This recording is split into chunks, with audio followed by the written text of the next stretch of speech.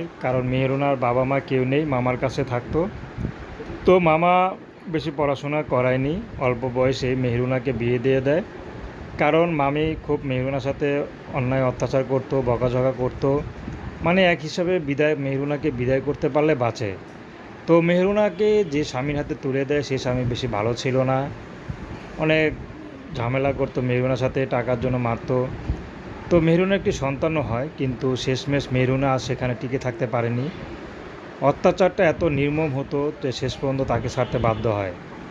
তো এখন মেহেরুনা তার মামা মামির কাছে আসে, কিন্তু মামা দেখতে পারলেও মামির জন্য পারে না, আর মামি সারাদিনে ক্যাচর ম্যাচর করতে থাকে। তো মেহেরুনা চাচ্ছে এখানে আর না থাকতে, কিন্তু কোথায় যাবে তার যাওয়া নেই। তো মেহেরুনা চাচ্ছে যদি ভালো একটা জীবনসঙ্গী পায় তাহলে মেহেরুনা বিয়ে শাদী করে চলে যাবে, সে যেমনই হোক। মেহেরুনা দেখতে গরিব হলেও সুন্দর আছে। তো মেহেরুনা যাচ্ছে ভালো একটা মানুষ